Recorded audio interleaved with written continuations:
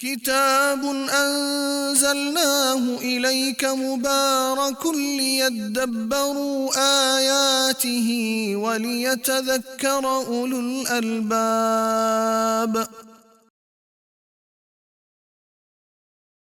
نحمده ونصلي على رسوله الكريم اما بعد فاعوذ بالله من الشیطان الرجیم رب اشرح لي صدری ويسر لي امری واحلل عقدۃ من لسانی یفقہوا قولی روح القرآن۔ اور آج ہم اس میں کریں گے پارہ نمبر 8 ولو اننا، اور یہ پارہ سورۃ الانعام کی کنٹینویشن ہے۔ آیت نمبر 111 سے ہم اس کو انشاءاللہ شروع کریں گے۔ ٹاپک ہے کفار معجزہ دیکھ کر بھی ایمان نہیں لائیں گے۔ وَلَوْ أَنَّنَا نَزَّلْنَا إِلَيْهِمُ الْمَلَائِكَةَ، اور اگر ہم ان پر فرشتوں کو نازل کریں اور ان سے مردے بھی کلام کرنے لگیں اور ہم ہر چیز کو اکٹھا کر دیں ان کے اوپر، لیکن پھر بھی وہ ایمان نہیں لائیں گے۔ ہاں لیکن اگر اللہ ہی چاہے، کیونکہ اکثر ان میں سے جہالت رکھتے ہیں۔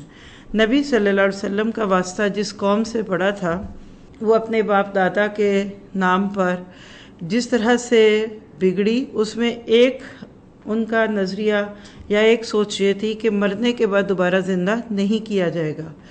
اللہ کے نبی صلی اللہ علیہ وسلم نے ہر وہ چیز جو کہ عقل کو ٹچ کرنے والی ہو، جو کسی کے دل میں بھی اللہ کی اس بات کو اتار دے، وہ پیش کی، لیکن وہ نہیں مانے۔ تو یہاں اللہ تعالیٰ نے اس کو رکھا۔ اگر آپ پچھلے پارے کی آخری آیت ذہن میں رکھیں، پارہ نمبر 7 میں ہم نے پڑھا تھا کہ وَنُقَلِّبُ أَفْئِدَتَهُمْ، کہ جب ایک بندہ پہلی دفعہ نو کہہ دیتا ہے تو پھر دوبارہ کم ہی توفیق ملتی ہے۔ آپ کے میرے لیے اس میں عمل کی بات یہ ہے کہ جب بھی ہمارے سامنے حق پیش کیا جائے، وہ کسی بھی صورت میں ہو، وہ دین کے کسی حکم کی صورت میں ہو سکتا ہے، وہ نیکی کے کسی موقع کی صورت میں ہو سکتا ہے، وہ اپنے پچھلے خیالات کو چھوڑ کر علم کی بنیاد پہ عقیدے کی کوئی بہتری ہو سکتی ہے۔ کوئی عمل جو کل تک ہم کر رہے تھے، آج علم کی بنیاد پہ پتہ چل رہا ہے کہ وہ بدعت تھی، تو چھوڑ دیجئے، بس اتنی سی بات ہے۔ اس کے بعد آگے آیت 112 سے 113 میں شیاطین کی خوشنما باتیں دھوکہ ہیں۔ بہت سارے لوگ باتوں کے جال میں ہی پھنسے رہتے ہیں دنیا میں، اور آج تو یہ بہت عام ہو رہا ہے۔ تو اللہ تعالیٰ نے وَكَذَلِكَ جَعَلْنَا لِكُلِّ نَبِيٍّ عَدُوًّا شَيَاطِينَ الْإِنسِ اور والجن کی بات کر کے یہاں ایک حقیقت دے دی، اور وہ کیا ہے کہ اس دنیا میں بہت سارے انسان اور جنات، ان کا کام ہی یہ ہے کیا؟ زخرف القول غرورا۔ لفظ زخرف گولڈ کے لیے بھی آتا ہے، گولڈ پلیٹڈ باتیں، چکنی چپڑی باتیں، اصل کو نقل اور نقل کو اصل بنانے والی باتیں۔ آج اگر آپ دیکھیے کہ سائنس کی ترقی کے ساتھ سوشل میڈیا کے عام ہونے کے بعد یہ چیز بہت عام ہو گئی۔ چمکتے ریپرز کے اندر نہ جانے کیا کھلاتے ہیں بچوں کو، اور خوبصورت ایڈورٹیزمنٹ کے ساتھ بالکل نقل کو اصل کر کے دکھانا۔ پھر اسی طرح سے آپ دیکھیے کہ عام طرز زندگی ہے گھروں میں، ہر طرح کے حالات ہوتے ہیں گھروں میں، لیکن جب ہم سوشل میڈیا پہ اور ڈراموں اور فلموں میں لوگوں کو ایک اور ہی روپ میں دیکھتے ہیں، تو اس کا نقصان کیا ہے کہ آج ہماری ینگ نسل میں ڈپریشن ہو رہا ہے۔ جیسے کسی نے کہا کہ اگر ایک فیشن میگزین کوئی ایک عام نوجوان لڑکی مائٹ بھی 10 منٹ کے لیے دیکھ لے تو اس کے اوپر اور کتنے منٹ کا ڈپریشن طاری ہوتا ہے۔ وہ فگر آؤٹ کرتی ہے کہ یہ لڑکی ایسی ہے تو میں ایسی کیوں نہیں۔ جتنا ہماری دنیا میں یہ چیزیں ہمیں نظر آ رہی ہیں، یہ زخرف القول غرورا، یعنی چیزوں کی اصل کو بدل دینا۔ اس کا علاج کیا ہے کہ اپنے دل کو کانٹینٹ کیا جائے، اور علاج پھر ایک ہی ہے کہ قرآن کے ساتھ جڑے۔ جب آپ کو کسی عام سی چیز کو خوبصورت سے ریپنگ پیپر میں ڈال کر کوئی گفٹ میں دے دے، تو آپ اتنی دیر ہی خوش ہوں گے نا جتنی دیر وہ ریپنگ پیپر ہے۔ جب آپ کھول دیں گے تو اندر اس کی اصل کھل جائے گی۔ تو اصل میں اس وقت امت مسلمہ کا کام کیا ہے کہ پوری دنیا میں خاص طور پہ مٹیریلسٹک اپروچ رکھنے والوں نے جس لائف سٹائل کو سجا کے سنوار کے بتایا، ہم اس کا اوپر سے کور اتار دیں۔ جب آپ وہ سنہرا کاغذ اتار دیں گے، چیزوں کی اصل ہوگی، یعنی ڈی گلیمرائز کرنا۔ آج کا بہت بڑا جہاد ہے کہ گناہ، نافرمانی، سرکشی کے اوپر سے کور اتار کر اس کی اصل کھول کے دکھا دیں۔ آپ دیکھتے ہیں کہ بعض دفعہ کچھ چیزوں کی ایڈورٹیزمنٹ اس طرح بھی ہوتی ہے کہ اس کو اتنا سجایا جاتا ہے۔ مثلا کسی نے کہا کہ سب سے خوبصورت بوٹل شراب کی ہوتی ہے، حالانکہ اس کے اندر کیا بک رہا ہے؟ اس کے برعکس زمزم ہی کیوں نہ ہو، ہم کن چیزوں میں ڈال کر دیں گے؟ تو بس آپ نے کرنا کیا ہے، اپنے بچوں کے ذہنوں سے، اپنی نسلوں کے ذہنوں سے ان ساری جھوٹی ملمہ سازی کو اتار کر ان کو سیدھی سادی زندگی پہ لے کر آنا ہے۔ پھر اس کے بعد آگے آیت نمبر 114 سے 115 میں ایک ٹاپک ہے، صرف معبود برحق نے عدل والے احکامات عطا کیے۔ اللہ تعالیٰ کے جو نام ہے نا، اس میں سے ایک نام العدل ہے۔ تو ایک تو عدل وہ ہے نا کہ جو عدالت میں ہوتا ہے، انصاف کی صورت میں، لیکن ایک عدل کیا ہے کہ اس دنیا میں ہر ایک کو اس کا حق دیا جائے۔ تو نبی صلی اللہ علیہ وسلم نے جب لوگوں کو بلایا اللہ کی طرف، تو لوگوں نے اس کے جواب میں کہیں اپنے بزرگ پیش کیے، کہیں انہوں نے اپنے وہ بت جو تھے ان کو پیش کیے، کچھ خیالات تھے۔ تو اللہ تعالیٰ کہتے ہیں کہ ان سے کہہ دو افغیر اللہ ابتغی حکما، کیا میں اللہ کو چھوڑ کر کوئی اور حکم بنا لوں، جبکہ اس نے تو ہر چیز کو کتاب میں تفصیل سے بیان کر دیا۔ اور اہل کتاب بہت اچھی طرح جانتے ہیں، کیونکہ اہل کتاب جو مدینہ میں تھے وہ ساری چیزوں کو سمجھتے تھے اپنی کتابوں کی روشنی میں۔ تو بات کا خلاصہ کیا ہے، وَتَمَّتْ كَلِمَةُ رَبِّكَ صِدْقًا وَعَدْلًا، یہ دو لفظ اپنی زندگی کا خلاصہ بنا لیجئے، صدق اور عدل، ہر حال میں سچ اور ہر حال میں عدل، آپ کامیاب ہو جائیں گے انشاءاللہ۔ پھر اس کے بعد آیت 116 117 کا ٹاپک کیا ہے، اکثریت کی پیروی گمراہ کر دے گی، میجورٹی از ناٹ اتھارٹی۔ بلکہ یہ جو ہم باتیں سنتے ہیں نا، اگر آپ چھوٹے چھوٹے ریمائنڈرز لکھتے رہا کریں، اپنے ہاتھ میں ایک چھوٹی نوٹ بک رکھیں، کوئی بھی آپ نوٹ پیڈ کھول سکتے ہیں، تو اس میں یہ چھوٹی چیزیں پھر کبھی کل کسی سے جب بات کریں گے تو ریفرنس کے ساتھ کر سکیں گے۔ کم از کم پارہ نمبر یاد رکھ لیا کریں کہ کس پارے میں یہ بات ہوئی تھی، کتنے منٹ پہ ہوئی تھی، اور دوسرے کو ڈائریکٹ وہ سورس دے دیں کہ آپ بھی سن لیجئے، بجائے اس کے کہ آپ آدھی بات سمجھ سکے آدھی نہ سمجھ سکے اور اس کو بتائیں۔ تو اللہ تعالیٰ کہتے ہیں وَإِن تُطِیعْ أَکْثَرَ مَنْ فِی الْأَرْضِ يُضِلُّوکَ عَن سَبِیلِ اللَّہ، اگر آپ اکثریت کے پیچھے چلیں گے تو وہ تو آپ کو سیدھے راستے سے بھٹکا دیں گے۔ بھائی اتنی بڑی بات، اکثریت کے پیچھے چلنے سے انسان کیوں بہک جاتا ہے، اِن یتبعون الا الظن، اس لیے کہ اکثریت وحی کی پیروی نہیں کرتی، گمان کی پیروی کرتی ہے، ان کی اپنی ویژفل تھنکنگز ہوتی ہیں، وَإِنْهُمْ إِلَّا يَخْرُصُونَ، اور وہ گیس ورک کرتے ہیں، اندازے لگاتے ہیں۔ اِنَّ رَبَّكَ هُوَ أَعْلَمُ، کیا پتہ چلا، ایک ہے جو بیلنس رکھ کے اس پہ چیز کو تولتا ہے، یہ 1 گرام ہے، یہ 2 گرام ہے، یہ 3 گرام ہے۔ آپ نے دیکھا ہوگا کہ بچیاں جب نیا نیا کھانا بنانا سیکھتی ہیں تو بہت ناپ تول کے چیزیں ڈالتی ہیں۔ اس کے برعکس بعض خواتین جو ماشاءاللہ 20 30 40 سال سے کھانے بنا رہی ہیں، انہوں نے کبھی سوچا بھی نہیں، وہ مٹھی بھر کے بھی ڈال دیں گی، کبھی چمچ میں ڈال دیں گی۔ اب عام طور پہ تو تجربے کی روشنی میں یہ چیز ٹھیک ہوتی ہے، لیکن کبھی پھر آپ کے کھانے کا ایک ٹیسٹ ہو سکتا ہے، کبھی دوسرا۔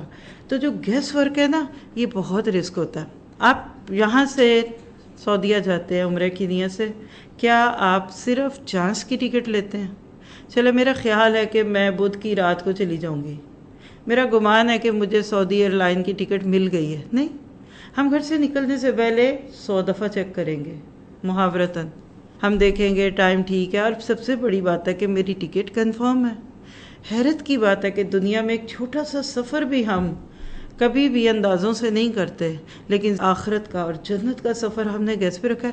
I think I will go to جنہ، میرا خیال ہے میں جنت میں چلی جاؤں گی، اللہ کرے ایسا ہی ہو، لیکن رسک بھی تو ہو سکتا ہے۔ تو ہمیشہ مومن اور مسلمان کی شان کیا ہونی چاہیے کہ وہ چیزوں کو ریئلٹی کے ساتھ لے۔ آج ویسٹ نے یہ کام کر دیا، ایک سڑک بھی بناتے ہیں نا، پہلے اس کا پورا تخمینہ لگائیں گے، اس میں اتنا سیمنٹ، اتنی بجری، یہ اتنے سال تک چلے گی، اس پہ اتنی گاڑیوں کا لوڈ ہوگا۔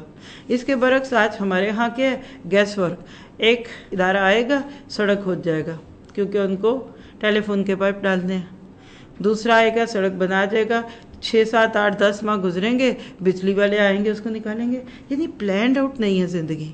تو کیا پتہ چلا، انسانوں کی اکثریت کے عقائد اور اعمال گمان، قیاس اور بے سند باتوں پہ مبنی ہوتے ہیں، اور اس پہ آج کے دور میں کام کرنے کی بہت ضرورت ہے۔ اس وقت ہماری وہ جنریشن جو ماں باپ کے طور پہ معروف ہے، یعنی مثال ہے کہ 40+ کے لوگ، جن کے اب اپنے بچے بھی بڑے ہو گئے، اور بلکہ کچھ کے تو بچوں کے بچے بھی ہو چکے، اس جنریشن نے بہت ساری باتیں سنی سنائی لیں، انہوں نے چیزوں کو ریالٹی پہ نہیں لیا. تو آج کا جو بچہ ہے جس کو اللہ نے تھوڑا شعور بھی دیا ہے، اس کی خواہش کیا ہوتی ہے کہ دلیل پہ بات ہو. تو ایک دفعہ انسان بس چیک کر لے کہ میں عبادات کے نام پہ جو کام کر رہی ہوں کیا وہ قرآن سنت میں ہے، میرے معاملات حقیقت میں ویسے ہی جیسے ہونا چاہیے. اور اسی طرح کیا پتہ چلا کہ حق کا معیار اکثریت کی پیروی نہیں ہے، حق کا معیار اللہ تعالیٰ کی عطا کردہ شریعت کی پیروی ہے. پوری دنیا بھی کسی چیز کو صحیح کہنے لگ جائے، لیکن اللہ نے اپنی کتاب میں یا رسول کی زبان سے اگر اس چیز کو برا کہا ہے تو وہ اچھی نہیں. مثلا پوری دنیا بھی شراب کے فائدے بیان کرنے لگ جائے، ایڈورٹیزمنٹ ہو اور بڑے بڑے ہیروز کو وہ شراب پیتا دکھائیں، تو کیا شراب پاک ہو جائے گی؟ ساری دنیا گن گانے لگ جائے انٹرسٹ کے، تو کیا انٹرسٹ پاک ہو جائے گا؟ بس یہ چیز ہے. پھر ایک اور چیز جو ہم پہ بہت اثرات ڈالتی ہے وہ ورثہ ہے. شروع سے ماں باپ سے یہی سنتے آئے، میری نانی ایسے کرتی تھی، میری دادی ایسے کرتی تھی. تو معیار حق شریعت ہے، شہوت نہیں، موروثی یعنی ورثے میں ملے ہوئے تصورات نہیں.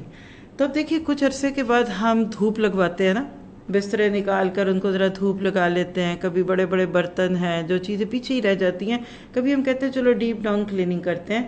تو اس آیت پہ ایک نیت کرتے ہیں کہ ہم انشاءاللہ تعالی اپنے خیالات کو دھوپ لگوائیں. کس کی؟ قرآن اور سنت کی. اور خاص طور پہ جب ڈیموکریسی کی بات ہوتی ہے، جمہوریت کی بات ہوتی ہے، تو ہم دیکھتے ہیں کہ یہاں ووٹ گنے جاتے ہیں. ایک دیہاتی بالکل ان پڑھ جس کی کوئی اپنی سوچ بھی نہیں، اس کا ووٹ اور ایک عالم دین کا ووٹ ایک برابر ہے. ایک پڑھے لکھے انٹلیکچوئل شخص کا ووٹ بھی اسی کے برابر ہے.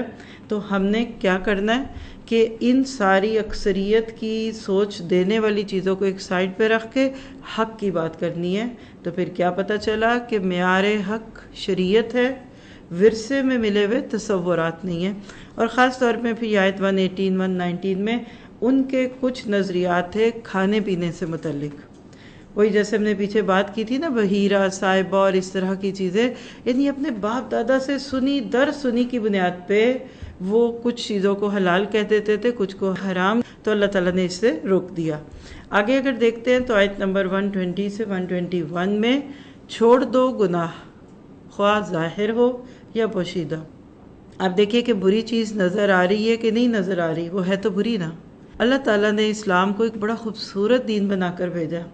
یہ کسی گندگی کو، کسی پلیوشن کو برداشت نہیں کرتا. اس کے برعکس کفر بہت ساری اچھی چیزوں کو بھی اپنا لیتا ہے. آج ذرا سا اس مسئلے کو سمجھیے گا.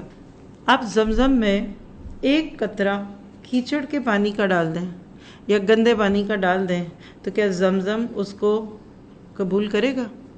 کیا وہ زمزم بھی آپ پئیں گے؟ نہیں پئیں گے. اسی طرح اور گندی چیز، کوئی نجس چیز سوچ لے ذہن میں جو اس سے بھی ورسٹ ہو. اس کے برعکس آپ کیچڑ میں 2 گلاس زمزم کے ڈال دیں، کیچڑ کا کیا جائے گا؟ بس اس اصول کو سمجھیے. اسلامی نظریات، اسلامک لائف سٹائل اور کفر بیسڈ دنیا میں میٹیریلسٹک چیزیں اور اسپرچول چیزوں کو رکھیے. کفر ہر اچھی چیز اندر ڈال دے گا. آج اس لیے آپ دیکھتے ہیں کہ جو لوگ عموماً نان مسلم ملکوں سے اور ادھر کے لوگوں سے بہت امپریس ہے، وہ کیا کہتے ہیں؟ آپ نے ان کا اخلاق دیکھا ہے، آپ نے ان کے معاملات دیکھے ہیں، دیکھیں یہ کتنے اسمائلی ہے. ویری گڈ، کیونکہ وہ ہر اچھی چیز کو لے لے گا. جب وہ اسلام پہ آتے ہیں تو کہتے ہیں کیا فرق پڑتا ہے اگر ایک عورت مرد کو شیک ہینڈ کر لے؟ تو وہی چھیٹا کہ اسلام پیور ہے. کسی ایسی چیز جس سے شہوت بڑھ کے، جس سے غلط چیز کی طرف جانا ہے، اسلام اس کو قبول نہیں کرتا. تو اگر آج آپ یہ مسئلہ سمجھ گئے ہیں تو الحمدللہ بہت سارے سوالوں کے جواب دے سکتے ہیں. تو بلکہ حکم ہے وَذَرُوا ظَاهِرَ الْإِثْمِ وَبَاطِنَهُ. اب دیکھیے بلکہ یہ تو اور بھی برا ہوگا نا کہ ہم ظاہر میں تو اچھا دکھیں، اچھے کام کرتے دکھیں، لیکن تنہائی میں ہم برے کام کریں، بری چیزوں کو دیکھیں. تو بچوں کو، خود کو اور اپنی نسلوں کو جو پیغام دینا ہے وہ کیا دینا ہے کہ اچھا مسلمان اندر سے بھی صاف ہوتا ہے اور باہر سے بھی. آپ کے دل میں کیا ہے، آپ تنہائی میں کیا دیکھتے ہیں. آپ دیکھیے کہ ایسے لوگوں کے لیے بڑی وعید ہے کہ جو لوگوں میں آ کے بڑی اچھی اچھی باتیں کرتے تھے لیکن ان کی تنہائی گندی تھی. آج جب سے گیجٹ ہاتھوں میں آ گئے، آپ کو پورا شرح صدر ہونا چاہیے کہ جو چیز آپ سب کے بیچ میں نہیں دیکھ سکتے وہ اکیلے میں بھی نہیں دیکھ سکتے. جو چیز اللہ نے حرام کی وہ شوہر بیوی بھی نہیں دیکھ سکتے تو بچوں کے دیکھنے نہ دیکھنے والی تو بات ہی نہیں ہے. تو لاجیکلی جب بات کریں گے تو انشاءاللہ بات سمجھ آئے گی. پھر اس کے بعد آیت 122 میں ایک بہت ہی خوبصورت پیغام ہے کہ غفلت کی زندگی بسر کرنے والا مردہ ہے. اب امن کا نہ میتن فاحییناہ، کیا بس وہ شخص جو مردہ تھا پھر ہم نے اس کو زندہ کیا. وجعلنا لہ نورا، پھر ہم نے اس کو روشنی دی. یمشی بہ فی الناس، وہ چلتا ہے اس روشنی کے ساتھ ساتھ لوگوں میں. کمم مثلہ فی الظلمات، کیا یہ برابر ہو سکتا ہے اس شخص کے جو اندھیروں میں ہے اور جو اس میں سے نکلنے والا ہی نہیں ہے. اور اسی طرح ہم کفار کو خوبصورت بنا کر دکھاتے ہیں جو وہ عمل کرتے تھے. یہ بہت ہی خوبصورت چیز ہے. یہاں آپ دیکھ رہے ہیں کہ میتہ یعنی مردہ شخص اور زندہ شخص کا تقابل ہے. سوال کیا ہے کہ زندہ کون ہے اور مردہ کون ہے؟ آپ دیکھیے کہ ایسا شخص مردہ ہے جس کا دل ایمان سے خالی ہو، اور زندہ وہ شخص ہے جو ہدایت کی طرف متوجہ ہو. میرے سامنے کچھ گیجٹ رکھے ہیں. اگر اس میں بجلی کی رو پاس ہو رہی ہے یعنی الیکٹریسٹی آ رہی ہے تو ساری چیزیں کام کر رہی ہیں. ایک سیکنڈ کے لیے اگر الیکٹرک فلکچویشن ہو تو کیا ہوگا؟ انٹرنیٹ کنیکشن ایک منٹ کیا فیو سیکنڈ کے لیے فلکچویشن دے گا تو میرا آپ سے رابطہ کٹ جائے گا. جس طرح ہر چیز کا ایک سورس ہوتا ہے جو اس کو چلاتا ہے.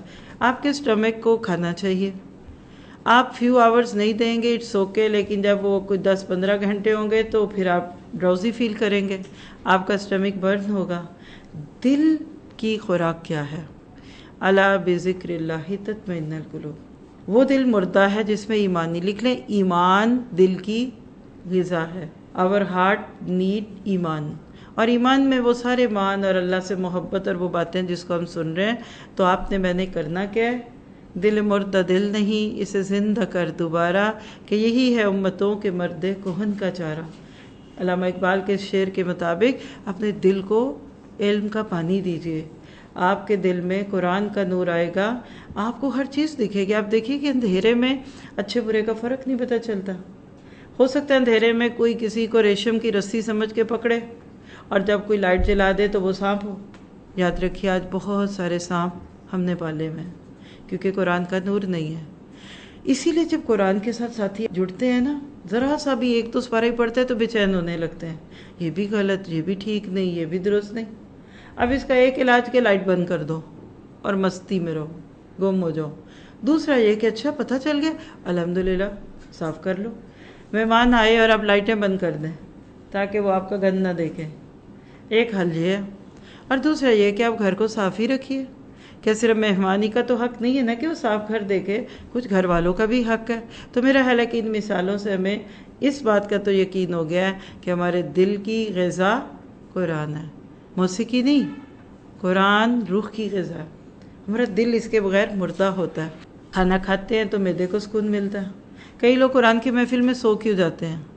کیونکہ ان کو روح کی غذا مل رہی ہوتی ہے، سکون مل رہا ہوتا ہے. اچھا فلم لگا دیں تو 3 گھنٹے تک نیند ہی نہیں آنی کیونکہ روح پہ کچوکے پڑ رہے ہیں.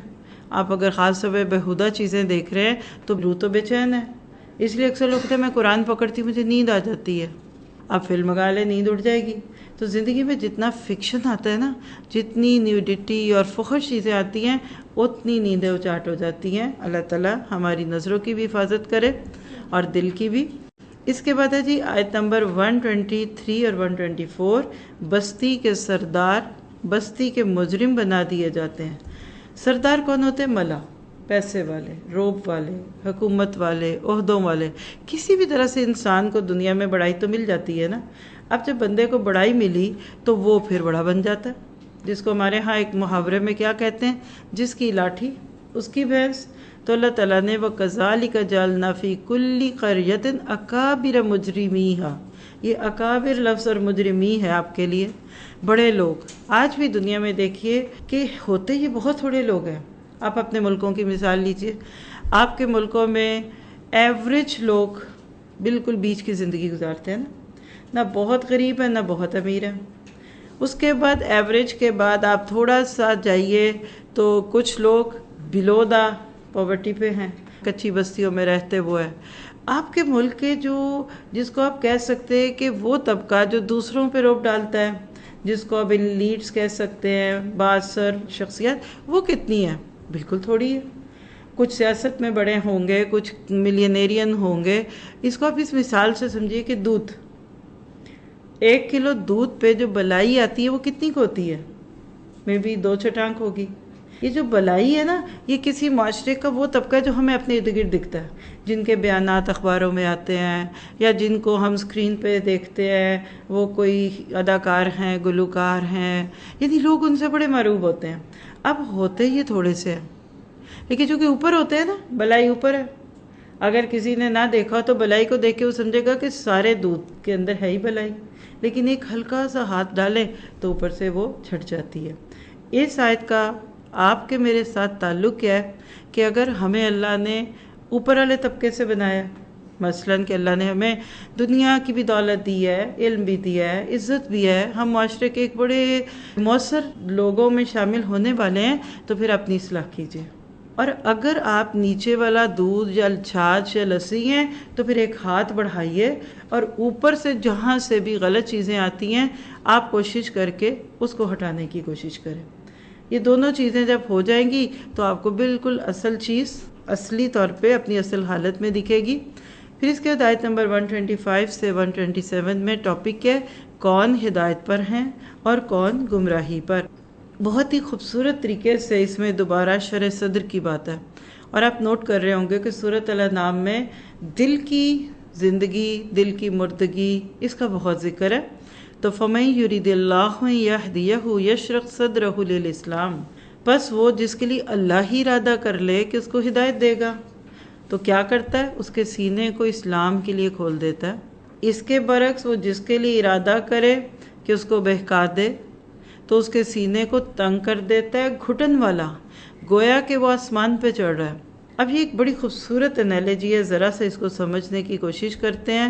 پہلی بات کہ کون ہدایت پہ اور کون گمراہی پہ۔ یہاں یشرح صدرہ کی بات ہے، تو شرح صدر ہوتا کیا ہے اور اس کی علامتیں کیا ہیں؟ آپ دیکھیے شرح کا لفظ اردو میں بھی ہم بولتے ہیں، تشریح، شارح۔ اب شرح صدر کی پہلی علامت کیا ہوتی ہے؟ دار الخلد، ہمیشگی کے گھر کی طرف بندے کا دھیان چلا جاتا ہے۔ میں یہاں تو جی رہی ہوں، میرا وہاں کیا ہوگا؟ میں جو بولوں گی اس کا میری آخرت پہ کیا ہوگا؟ یعنی انسان کی نظریں آخرت پہ لگ جاتی ہیں۔ انسان اپنے ہمیشہ کے گھر کو سجانے اور سنوارنے کے لیے اتنا حریص ہوتا ہے جتنا کوئی دنیا کے اس گھر کے لیے نہیں ہوتا، اور پھر دار الغرور، یہ دنیا، عارضی ٹھکانہ، اس میں دل نہیں لگتا۔ جیسے بزرگ کے پاس کوئی آیا اور دیکھا کہ گھر میں سامان ہی نہیں ہے، کہا بزرگ آپ کا سامان کدھر گیا؟ کہنے لگے دوسرے گھر بھیج دیا۔ کہنے والا نہیں سمجھا، کہا اچھا کچھ ادھر بھی رکھ لیتے۔ تب ان کا جواب سنیے، کہنے لگے یہاں کا مالک مجھے یہاں رہنے ہی نہیں دیتا۔ مراد کیا تھا کہ میں یہاں سے جانے والا ہوں۔ تو تیسری چیز، موت سے پہلے تیاری۔ اگر آپ اپنے اندر ان 3 چیزوں کو پاتے ہیں تو مبارک ہو آپ کو۔ آپ کی جو اکثر مانگی ہوئی دعا کہ رب اشرح لی صدری ویسر لی امری، وہ پوری ہو گئی۔ حضرت موسیٰ نے فرعون کے پاس جاتے ہوئے یہ دعا مانگی تھی، اللہ تعالیٰ نے ان کو کوہ طور کے پاس یہ دعا سکھائی تھی۔ تو آپ کا میرا اس آیت پہ عمل کیا؟ کیسے پتہ چلے؟ مثال جو کہ بہت ہی خوبصورت ہے نا، تو اس پہ نظر ڈالتے ہوئے اگر آپ اس آیت کے اوپر ایک ذرا سی اچٹتی نگاہ ڈالیے، اللہ تعالیٰ نے اس میں پہاڑ پہ چڑھنے کی مثال دی ہے، یصعد فی السماء۔ کبھی آپ ہلی علاقوں میں گئے ہوں تو آپ نے دیکھا ہوگا کہ پہاڑ کے اوپر یا چڑھائی کی طرف جانا بہت مشکل ہوتا ہے، اور خاص طور پہ جن کو عادت نہ ہو وہ تو بالکل بھی نہیں چڑھ پاتے۔ لیکن جب آپ ایون گاڑی بھی اوپر لے کے جانی ہے تو 4 ویل گاڑی جاتی ہے، جیپ میں جائیں گے آپ، لیکن جب آپ نے نیچے اترنا ہوتا ہے تو کبھی کبھی گاڑی کو نیوٹرل میں کر کے جسٹ اسٹیئرنگ گھماتے جاتے ہیں۔ بالکل اسی طرح جس بندے کو نیکیاں کرنے میں مشکل ہو، سانس پھول رہا ہے، ہاں یہ بہت مشکل ہے، میں نہیں کر سکتی، یہ مجھ سے نہیں ہوگا، یہ کیسے ہوگا، تو سمجھیں کہ آپ ہارٹ پیشنٹ ہیں۔ جو دل کے مریض ہیں ان کو عموماً پہاڑی علاقوں میں جانے سے منع کرتے ہیں، سیڑھیاں چڑھنے سے منع کرتے ہیں، کیونکہ ان کی دھڑکنیں خراب ہوں گی۔ تو آپ خود اپنے دل کا چیک اپ کیجئے۔ اگر آپ کو ہر چھوٹی بڑی نیکی آسان لگ رہی ہے، نو پرابلم، کوئی بہت بڑی بھی نیکی کوئی کہتا ہے کہ یہ کریں، آپ کہتے ہیں نو پرابلم، اللہ سے ہو جائے گی، اللہ سے تو مدد لینا ہے، ہو جائے گی، تو اللہ کا شکر ہے آپ you have a healthy heart. اور اس کے اپوزٹ کو تو آپ خود ہی سمجھ رہے ہیں. تو اپنا جائزہ بھی ہم لیں گے. کیا میرا ہمیشگی کے گھر کی طرف رخ ہو گیا؟ کیا میں دنیا کو عارضی ٹھکانہ سمجھتی ہوں؟ کیا میرا دنیا میں دل لگتا ہے؟ موت سے پہلے تیاریاں کرتی ہوں؟ آپ دیکھیے اس کا یہ نہیں مطلب کہ آپ سب چھوڑ دیں، آپ ہنسنا چھوڑ دیں، بولنا چھوڑ دیں، بچوں کے لیے کام کرنا چھوڑیں، میاں کے لیے بہت ہی آپ ایک بوجھل سی چیز بنے. نہیں، کام دنیا کے اور دل آخرت میں. ہاتھ کام کی طرف اور دل اللہ کی طرف. یہ دنیا آپ کے ہاتھوں میں رہے، دل میں نہ آئے. اس کی کامیابی آپ کو اتنا ایکسائٹڈ نہ کر دے کہ آپ اسی میں کچھ ایسے کام کرنے لگ جائیں جو پسندیدہ نہیں، اور اس کی ناکامی آپ کو مایوس نہ کر دے. پھر آگے آیت 128-29 میں میسج کیا ہے؟ انسانوں کی اکثریت ناکام ہوگی. یہ بہت ہی تکلیف دہ بات ہے. قیامت کا دن ہوگا، اللہ کہتے ہیں وَيَوْمَ يَحْشُرُهُمْ جَمِيعًا، ہم سب کو اکٹھا کریں گے. پھر کہیں گے جنوں کے گروہ، تم نے بہت سارے انسانوں کو حاصل کر لیا، اور اسی طرح سے ایک دوسرے سے فائدہ اٹھانے کی باتیں کرا کے جو پیغام دیا جائے گا، وہ پیغام کیا ہے کہ تم نے اس دنیا میں اپنا حصہ لے لیا. آپ دیکھیے کہ آج دنیا میں جو ہی لفظ جن آتا ہے نا تو ہم پریشان ہو جاتے ہیں. حالانکہ جس طرح ہم انسان ہیں، انسانوں میں اچھے بھی ہیں برے بھی ہیں، جنوں میں بھی اچھے اور برے ہیں.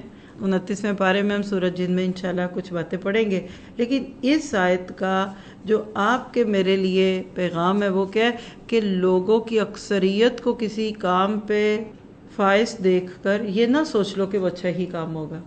بہت سارے لوگ جو غلط کام کریں اور سکسیسفل ہوں تو کیا وہ لوگ کامیاب ہو گئے؟ آپ دیکھیں گے کہ دنیا میں جینے میں آج ایسا ہی ہوتا ہے. ہم کسی کے بچے کو دیکھتے ہیں، وہ پڑھا لکھا، پھر وہ باہر پڑھنے گیا، پھر اس کی بہت اچھی جاب لگ گئی، ہم کہتے ہیں بس یہ کامیاب ہے. اس کے برعکس ایک کسی کا بچہ ہے، لیکن ہو سکتا ہے جو باہر جانے والا وہ بگڑ گیا کسی وجہ سے بھی. اس کے برعکس ایک بچہ ہے جو آپ کی آنکھوں کے سامنے رہا، اس نے لکھا پڑھا بھی لیکن اس کا اخلاق بڑا سنورا، وہ آپ کی خوشی کا ذریعہ ہے، وہ آپ کا خیال رکھتا ہے، آپ کے پاس ہے. تو کیا یہ بچہ ناکام ہے؟ یعنی چمکتی چیزوں سے دھوکہ نہ کھائیے، اس میں یہ میسج لکھ لیں. پھر آگے آیت 130 سے 132 میں اللہ تعالیٰ کسی کو ناحق عذاب نہیں دے گا. یہ میسج ہے. اللہ تعالیٰ تو خود انصاف کرنے والا ہے، عدل ہے. اللہ تعالیٰ کسی کو کیوں پکڑے گا؟ اسی لیے یہاں جن و انس دونوں کے لیے جو میسج دیا گیا وہ کیا تھا کہ ہم نے تمہارے لیے حجت پوری کر دی، لیکن تم نے جو کیا تمہارے ساتھ ہوگا. وَلِكُلٍّ دَرَجَاتٌ مِّمَّا عُمِلُوا، یہ ہے اصل جملہ. ہر ایک کے درجے ہوں گے اس کے مطابق جو انہوں نے عمل کیے. عمل سے زندگی بنتی ہے، جنت بھی جہنم بھی. آپ جتنی محنت کرتے جائیں آپ کو اتنا پھل ملتا جائے گا. ایک ڈرائیور ہے جو گاڑی چلاتا ہے یا رکشہ چلاتا ہے، وہ جتنا زیادہ وقت چلائے گا اللہ اس کو اتنے زیادہ پیسے دے دے گا. ایک کسان ہے، وہ زمین میں جتنا بیج ڈالے گا اللہ اس کو اتنا دے گا. بالکل اسی طرح آپ کے میرے پاس 24 ہی گھنٹے ہوتے ہیں. آپ کے میرے پاس رات اور دن کی ایک ہی بانٹ ہے. سو کے گزار دیجئے، رو کے گزار دیں، ہنس کے گزار دیں، ورنہ ایک ایک لمحے کو آپ آخرت کے لیے انویسٹ کر دیجئے.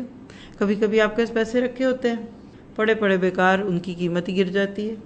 آپ کے پاس سونا چاندی ہوتا ہے لیکن آپ نے بس رکھا ہوا ہے تو رکھا ہوا ہے. لیکن کبھی کبھی ایسا ہوتا ہے کہ آپ ایک پیسے کو کہیں انویسٹ کرتے ہیں تو آپ کو بہت سا پروفٹ آتا ہے. تو انویسٹ یور سیلف، اپنی ذات کو انویسٹ کیجئے، اپنے وقت کو انویسٹ کیجئے، اپنی بلانگنگز یعنی سونا چاندی، وقت، بچے، گھر، گاڑی، ہر چیز کو لے کے پیش کیا کرے کہ اللہ میں اس سے کیا نیکی کماؤں. اور یقین کریں صرف آپ کے اپنے گھر، یا ایک مرد ہے تو اس کے کاروبار میں 20 مواقع نکل آئیں گے کہ جس میں وہ نیکیاں کما سکتا ہے. آج ہمیں اس کی قدر کم ہے، اور جو کل ہوگا وہ سورۃ الاعراف میں پڑھیں گے ہم انشاءاللہ. آگے آ رہا ہے تو آپ اس کو دیکھیں گے. كتاب أنزلناه إليك مبارك ليدبروا آياته وليتذكر أولو الألباب.